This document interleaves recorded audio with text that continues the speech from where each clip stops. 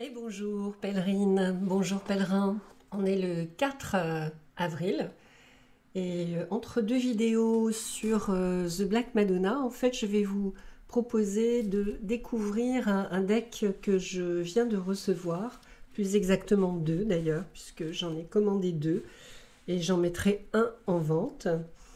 Il s'agit en fait du Witch Woman in Total Control of Herself, avec mon bel accent. Donc la sorcière en total contrôle d'elle-même. Donc un oracle deck. En fait c'est un jeu de Angie Sulin, c'est l'auteur. Et l'illustrateur est Silas Tobal.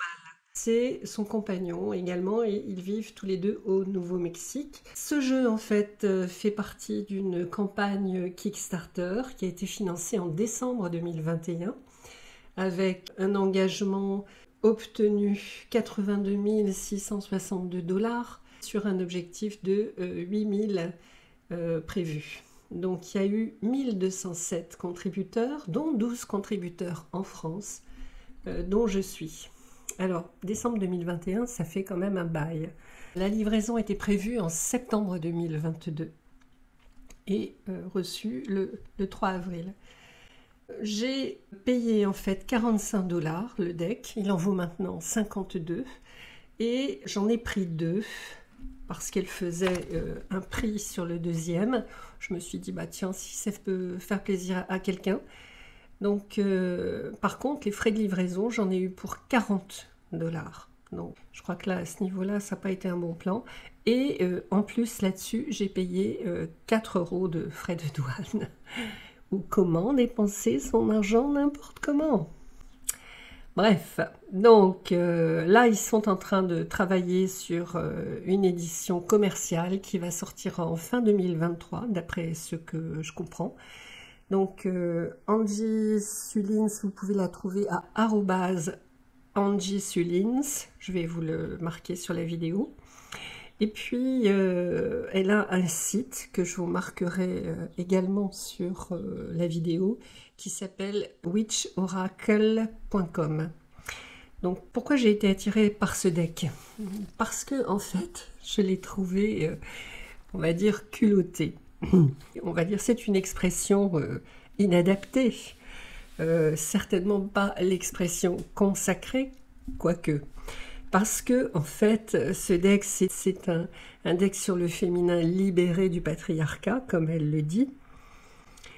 Je dirais parfois caricaturé, mais bon, c'est mon point de vue. En tout cas, j'ai trouvé que la démarche était intéressante, puis elle était pile poil dans mes préoccupations, qui sont le féminin sacré et sa transmission. Donc elle propose en fait sur ce site ce qu'elle appelle une académie des sorcières. Donc qui propose des livres, des ateliers, des CD, des livres en CD audio, donc, mais bien sûr tout ça en anglais.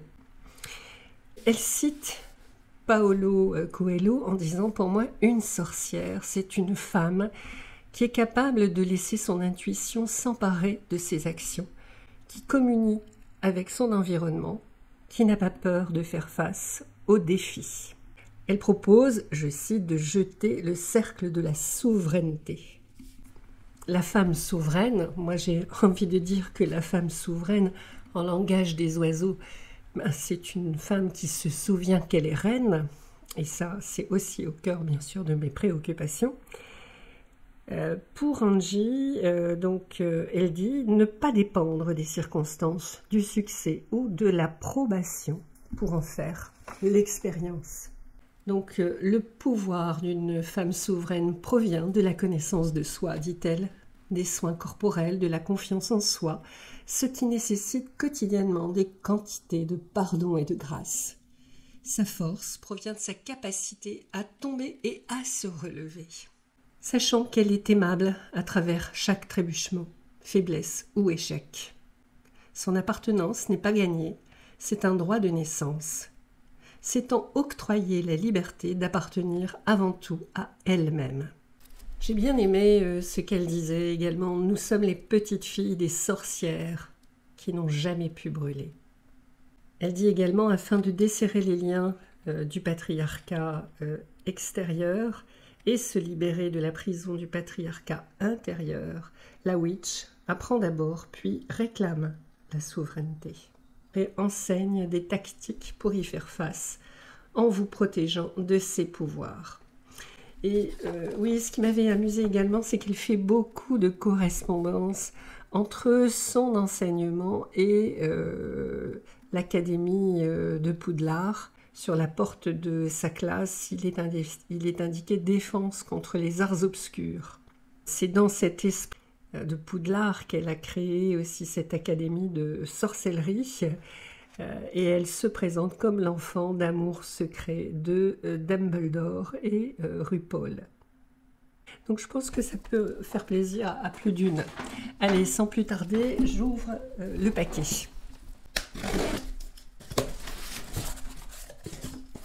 Ah. Donc, premier jeu. Deuxième jeu.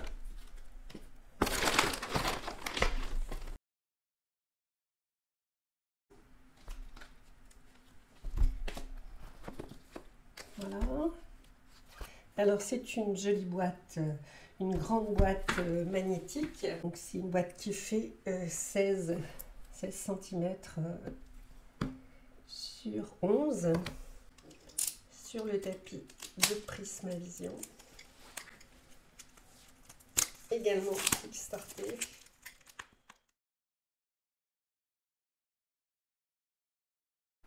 Donc, vous voyez, elle dit devenez le disciple de votre dévotion intérieure. Croyez en vous-même et en votre cœur sacré et sauvage.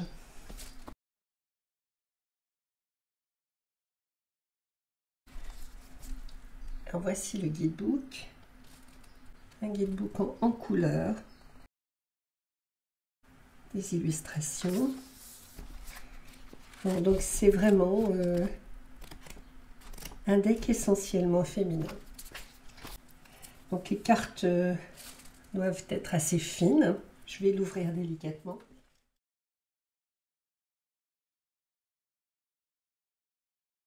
Bon, donc je le découvre en même temps que vous.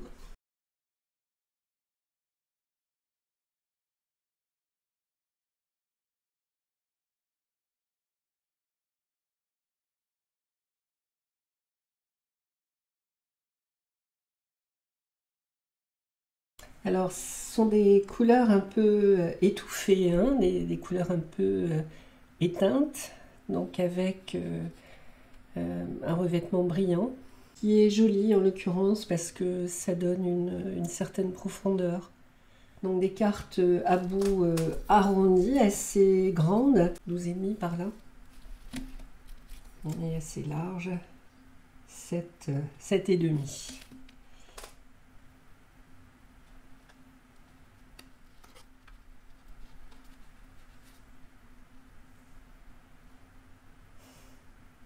La grande tisseuse.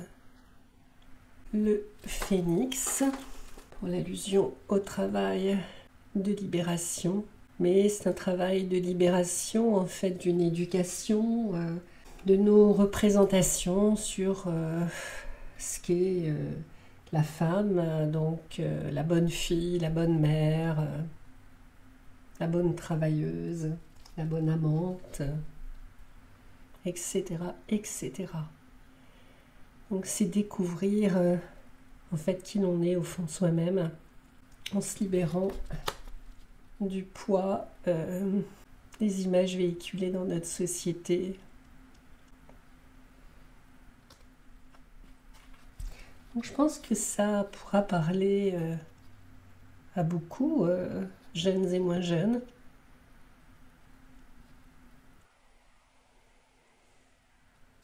Alors tout à l'heure j'en prendrai une, j'en tirerai une et puis je vous la lirai.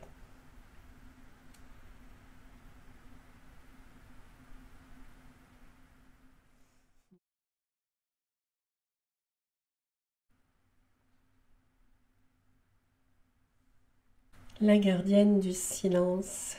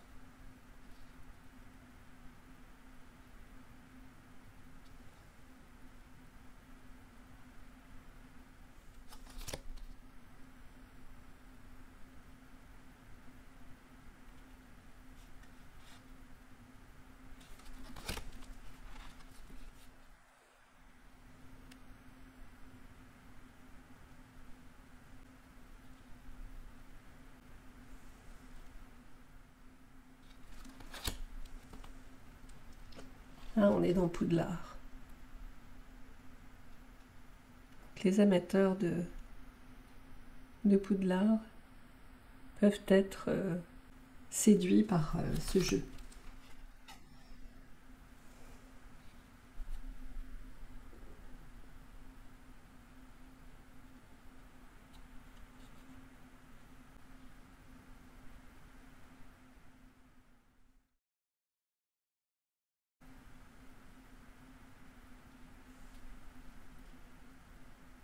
Travail de l'alchimiste, donc le rêveur.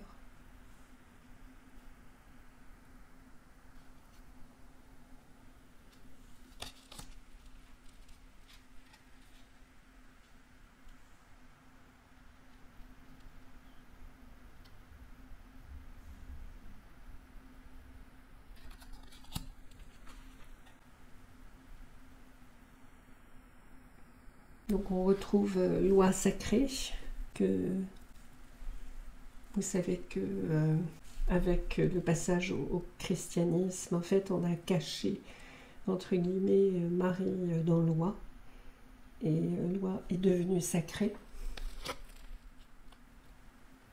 La prêtresse des priorités. Alors la prêtresse des priorités, ça m'intéresse ça.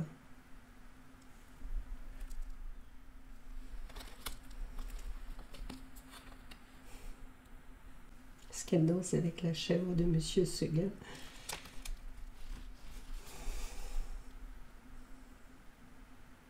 Le labyrinthe.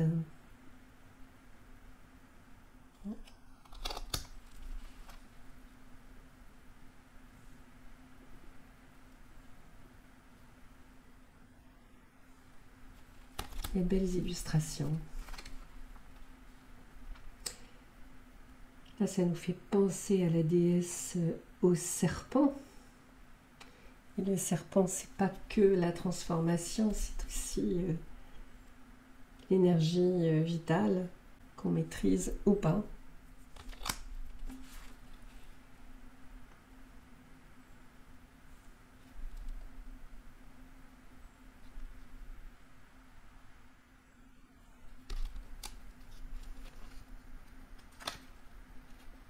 C'est une vision assez romantique. On a toujours cette relation avec les mondes.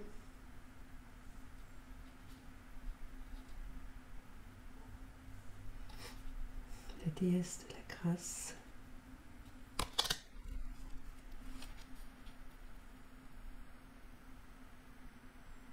Belle. La femme sœur, la souveraine.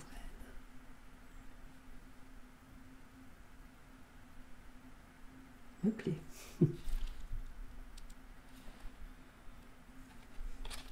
La femme qui se souvient qu'elle est reine.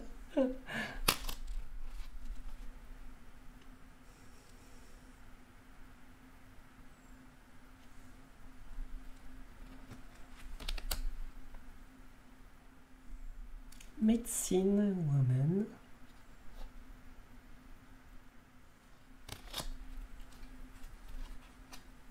Harpie of Rage.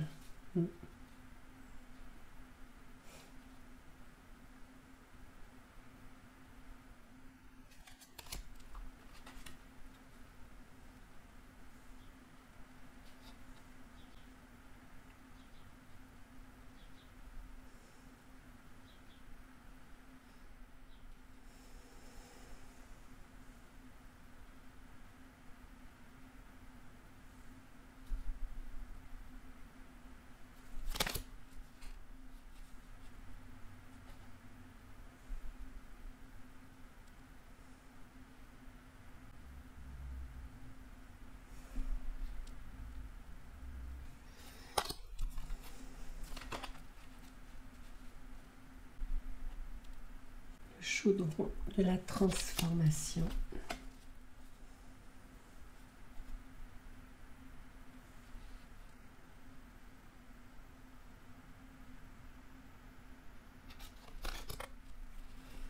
Le prédateur, ben oui.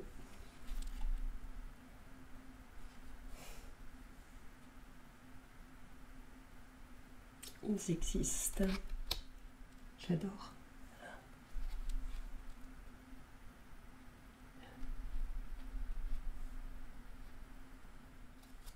Sisterhood of Reciprocity.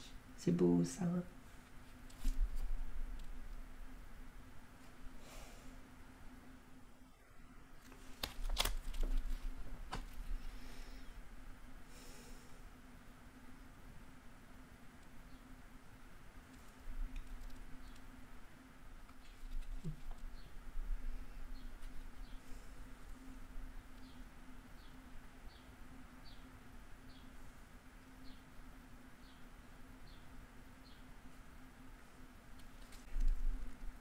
Ça nous renvoie au chiffre 3, également aux 3 maris, à l'impératrice. C'est un chiffre particulièrement magique, parce que c'est 2 plus 1, c'est-à-dire c'est le chiffre qui ouvre vers l'inconnu.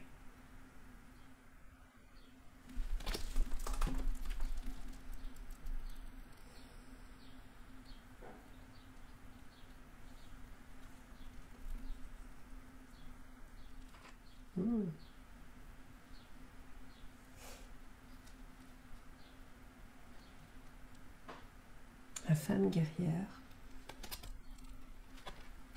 Et ça se termine par la Madone de la compassion à soi-même. C'est beau. Alors, je vais plutôt prendre une carte qui m'avait intriguée. Qui me permet de choisir. La tente rouge.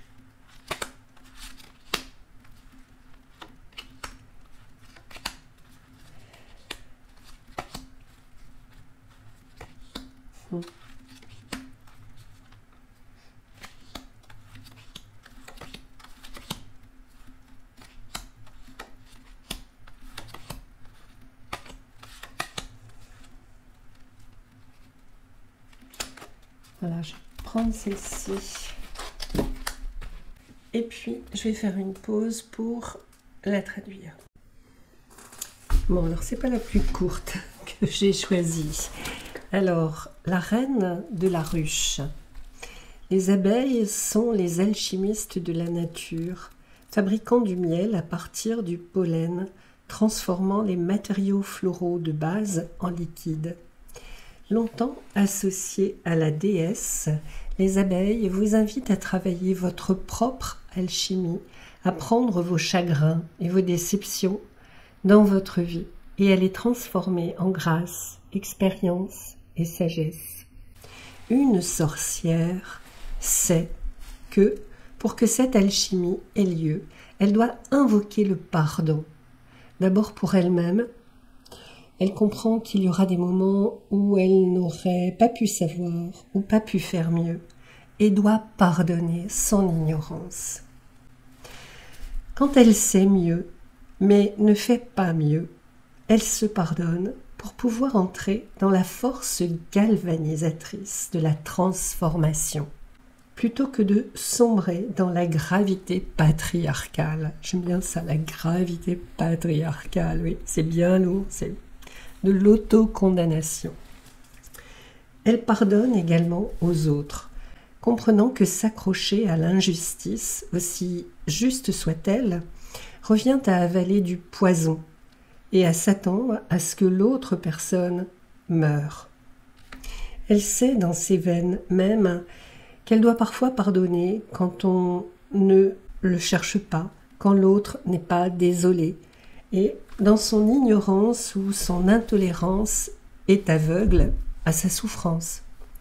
Lorsque le pardon est demandé par un autre, elle s'honore en reconnaissant que la responsabilité et le pardon sont frères, ne prospèrent que lorsqu'ils sont associés. Chaque relation qui subit une infraction doit rendre des comptes pour aller de l'avant. S'il n'y a pas de responsabilité, il peut y avoir pardon, mais pas de relation continue. Ce sont ces frontières, à la fois tendres et féroces, engagées pour garder la ruche dans son cœur, un lieu accueillant où les abeilles chantent leurs chansons, faisant de la mélodie et du miel, là où il n'y avait autrefois que du chagrin. Alors, il y a aussi un petit poème. Alors, je le dis tout doucement parce qu'elle dit « Chut, maintenant ». Les blessures sont profondes, mais les abeilles sont pleines de savoir. Elles connaissent la ruche de ton cœur, chaque chambre recourbée, tordue, chaque courbe cachée, pleine d'espoir. Elles sont venues avec des ailes, des chants, du pollen. Elles sont venues récolter chaque erreur, chaque vaisseau brisé, toucher les bords déchiquetés de la trahison, des occasions perdues, pour recueillir un à un ses échecs, faire du miel de la mer, faire de la musique dans le vide, faire des ailes là où il y avait des blessures. Chut, maintenant, bien dormir. La nuit est pleine de pardon et ton cœur est une ruche, faite pour le miel, faite pour l'amour.